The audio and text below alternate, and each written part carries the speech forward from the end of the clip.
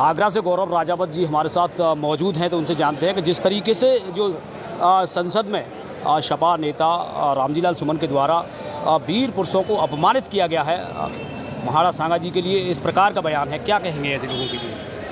राणा सांगा के पैर की धूल की बराबर नहीं है समाजवादी पार्टी जी। और रामजीलाल सुमन जी को इस बात को समझ लेना चाहिए कि अगर राणा सांगा नहीं होते तो रामजीलाल सुमन का नाम किसी नन्हे खा पंचर वाले की तरह होता। उनको ये पता रहना चाहिए वो मेवाड़ की धरती है जो आज हल्दी घाटी में रक्त रंजित मिलता है। इसने अपने बलिदान दिया अपनी संस्कृति के लिए, अपने सनातन धर्म के लिए और झुके नहीं।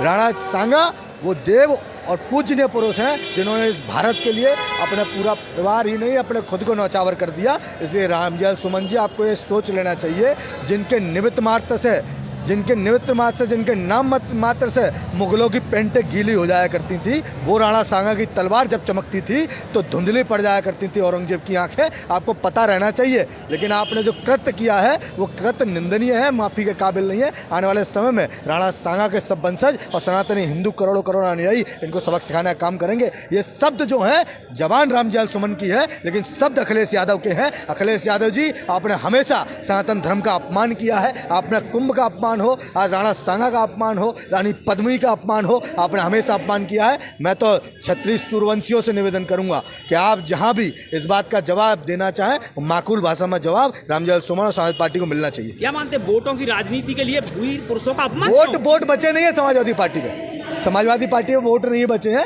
एक विशेष समुदाय के प्रेम के लिए तो कुंभ नहीं जाते लेकिन रोजा अफ्तार में आते हैं। ऐसे रामजीलाल सुमन को मैं चेताना चाहता हूं कि आप आगरा में निवास करते हैं, आगरा के इन रणबांकुरों की भुजाओं के बल को अभी कोई प्रश्न चिन्ह नहीं लगा है, लेकिन अपनी मर्यादा में हैं हम लोग, क्योंकि राणा प्रताप के वंशज हैं, पृथ्वीराज चौहान के राणा सांगा के वंशज हैं और राणा सांगा के वंशज हमें हर माकूल भाषा में जवाब देना और समझाना आता है। न्यायिक प्रक्रिया में जवाब दिया जाएगा और आने वाले समय में समाजवादी पार्टी की इस साइकिल को कुचलने का काम राणा सांगा और पृथ्वीराज के वंशज करेंगे। जी, तो उन्होंने साफ साफ कहा है कि इस प्रकार की जो बयानबाजी है वो बिल्कुल गलत है और जो राणा सांगा के जो वंशज हैं वो बिल्कुल इसका जवाब देंगे, आने वाले समय में बिल्कुल ज़रूर जवाब देंगे।